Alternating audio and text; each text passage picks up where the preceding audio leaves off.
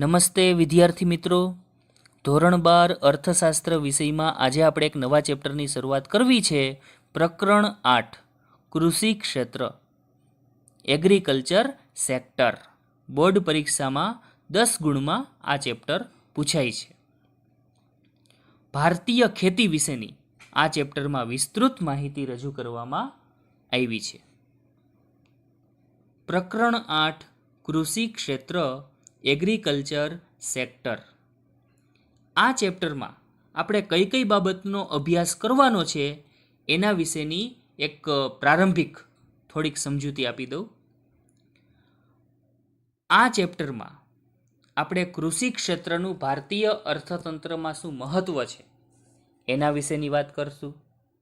ભારતીય અર્થતંત્રમાં કૃષિ ક્ષેત્રની વર્તમાન સ્થિતિ કેવી છે એના વિશેની ચર્ચા આવશે.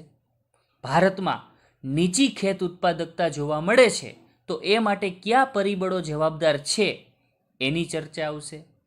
ભારત સરકારે ખેતીના વિકાસ માટે ખેતી ક્ષેત્રે ઉત્પાદકતા વધારવા માટે કેવા સંસ્થાકીય પગલાઓ અમલમાં મૂક્યા, કેવા ટેકનોલોજીકલ પગલાઓ અમલમાં મૂક્યા એના વિશેની વિસ્તૃત સમજૂતી આવશે.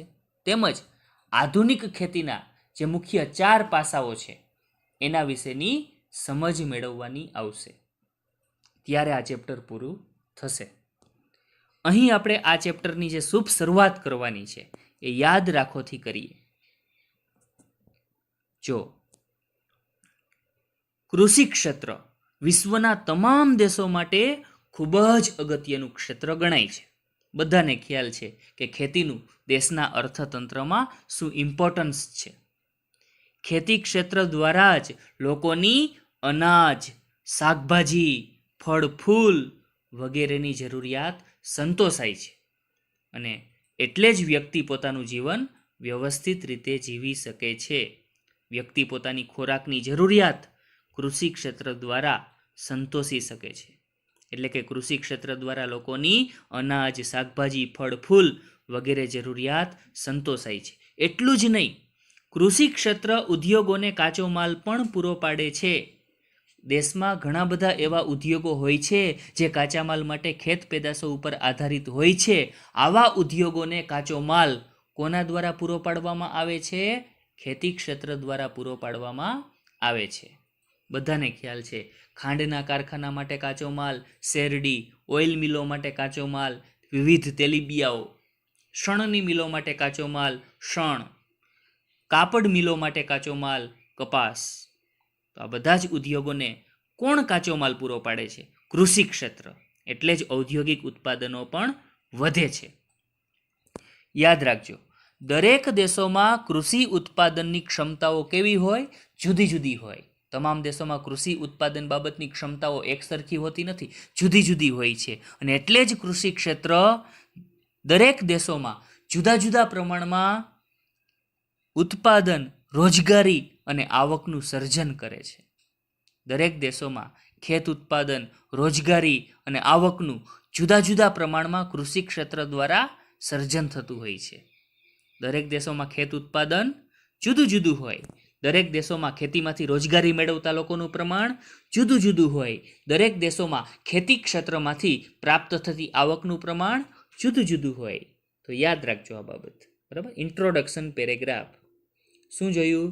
તો કે તમામ દેશોમાં ખેતી ક્ષેત્ર ખૂબ જ અગત્યનું ક્ષેત્ર છે. ખેતી ક્ષેત્ર દ્વારા જ લોકોની અનાજ, શાકભાજી, ફળ ફૂલ વગેરે જરૂરિયાત સંતોષાય છે.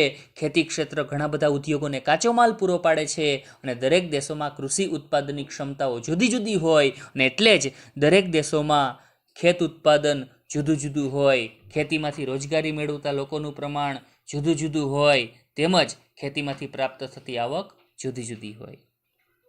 અહીં આપણે પ્રશ્ન નંબર 1માં કૃષિ ક્ષેત્રનું મહત્વ આપણે સ્પષ્ટ કરવાનું છે. પ્રશ્ન નંબર 1 શું છે? કૃષિ ક્ષેત્રનું મહત્વ સ્પષ્ટ કરતા 3 મુદ્દા ચર્ચો. 3 માર્કમાં પૂછાય એવો ક્વેશ્ચન.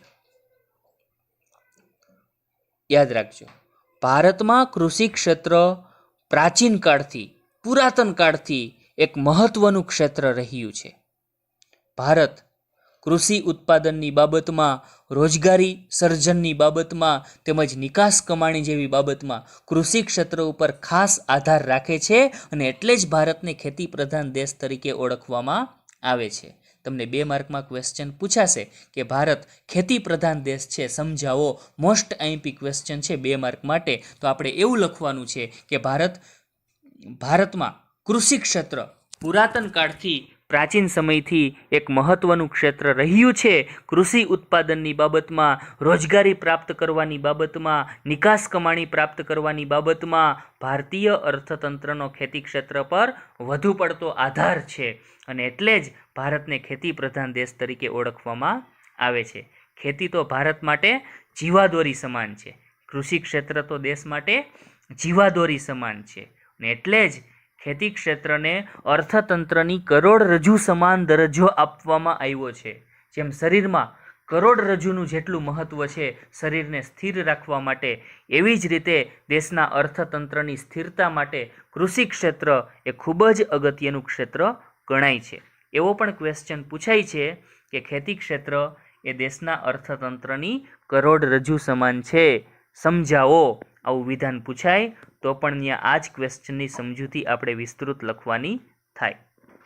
2 માર્કમાં પૂછાય તો આ પ્રસ્તાવના અને કૃષિ ક્ષેત્રનું મહત્વ સ્પષ્ટ કરતા જે 3 મુદ્દાઓ છે એ લીટી પોઈન્ટ સ્વરૂપે લખી નાખવાના. પણ જો 3 માર્કમાં પૂછાય તો આખો ક્વેશ્ચન ડિટેલમાં લખવો પડે.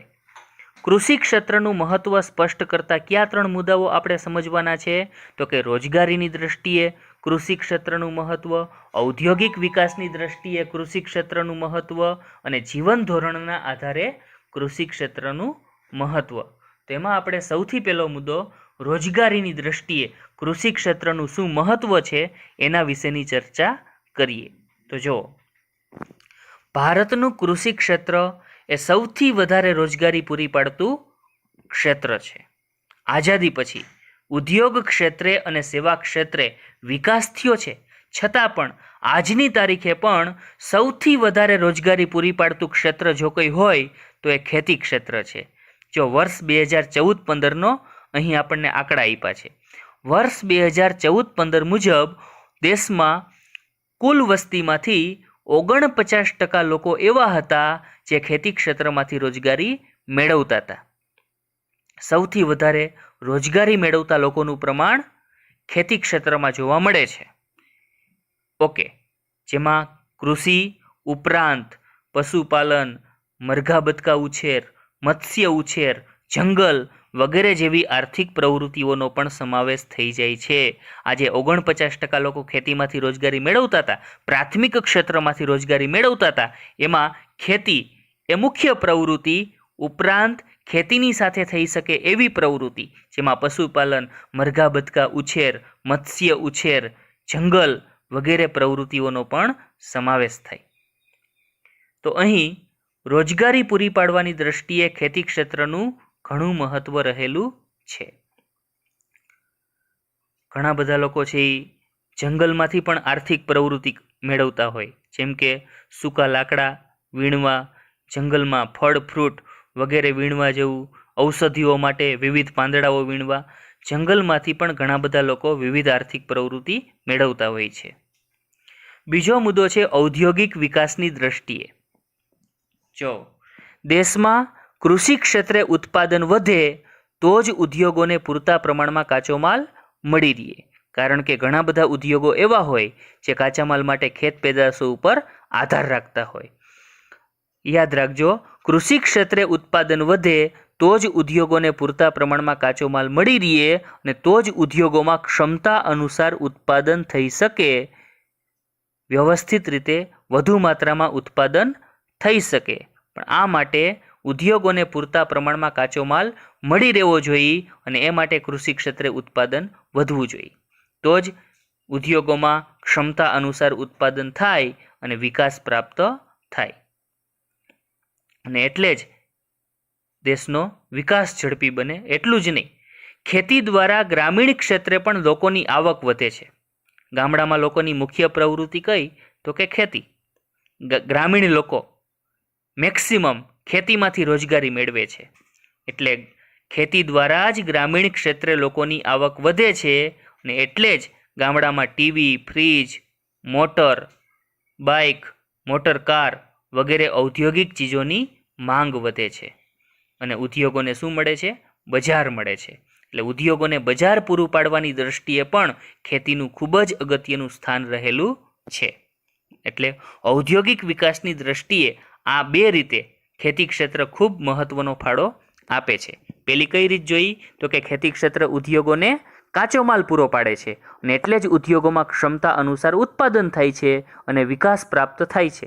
એટલું જ નહીં, ખેતી દ્વારા જ ગામડાના લોકોની આવક વધતી હોય છે અને એટલે જ ગામડાના લોકો ટીવી, ફ્રીજ, મોટરબાઇક, મોટરકાર વગેરે ઔદ્યોગિક ચીજોની માંગ કરતા હોય છે અને એટલે જ ઉદ્યોગોને બજાર મળતું હોય છે. એટલે ઉદ્યોગોને બજાર પૂરું પાડવાની દ્રષ્ટિએ પણ ખેતી ક્ષેત્રનું સ્થાન ખૂબ અગત્યનું. અને કૃષિ ક્ષેત્રનું મહત્વ સ્પષ્ટ કરતો ત્રીજો મુદ્દો કયો છે? તો કે જીવન ધોરણના આધારે. યાદ રાખજો, લોકોના જીવન ધોરણને ઊંચા લઈ જવાની દ્રષ્ટિએ પણ ખેતી ક્ષેત્ર ખૂબ જ અગત્યનું ક્ષેત્ર ગણાય છે. કૃષિ ક્ષેત્ર લોકોની અનાજ, શાકભાજી, ફળ, ફૂલ વગેરેની માંગ સંતોષે છે અને એટલે જ લોકો સમતોલ, પોષણક્ષમ, વ્યવસ્થિત આહાર લઈ શકે છે અને એટલે જ લોકોનું જીવન ધોરણ સુધરે છે તેમજ પ્રજાના અપેક્ષિત આયુષ્યમાં પણ વધારો થાય છે. તો આ દ્રષ્ટિકોણથી પણ ખેતી ક્ષેત્ર એ ખૂબ જ અગત્યનું ક્ષેત્ર ગણાય છે. એટલે આમ અર્થતંત્રના વિકાસનો આધાર ખેતી ક્ષેત્ર પર હોવાથી જ ખેતી ક્ષેત્રને અર્થતંત્રની કરોડરજ્જુ સમાન ગણવામાં આવે છે. જો 2 માર્કમાં પૂછાય કે ખેતી ક્ષેત્ર એ અર્થતંત્રની કરોડરજ્જુ સમાન છે, સમજાવો, તો તમારે ટૂંકમાં સમજૂતી લખવાની થાય. ત્રણેય મુદ્દા લીટી પોઈન્ટ સ્વરૂપે લખવાના, પણ જો 3 માર્કમાં પ્રશ્ન પૂછાય તો આખો ક્વેશ્ચન વ્યવસ્થિત લખવો પડે. તો અહીં જે ચેપ્ટર છે આપણું નવું ચેપ્ટર, પ્રકરણ 8 કૃષિ ક્ષેત્ર, એગ્રીકલ્ચર સેક્ટર, એમાં આ પહેલો જે ક્વેશ્ચન છે એ અહીં આપણે સમજૂતીમાં પૂરો કરીએ છીએ. બધા જ વિદ્યાર્થી મિત્રોએ આ ક્વેશ્ચન અર્થશાસ્ત્રની પાકી બુકમાં લખી લેવાનો છે અને પાકો કરવાનો છે. 2 વાર આ વિડીયો જોશું એટલે વ્યવસ્થિત રીતે આખો ક્વેશ્ચન આપણને યાદ રહી જશે. અસ્તુ. જય હિન્દ.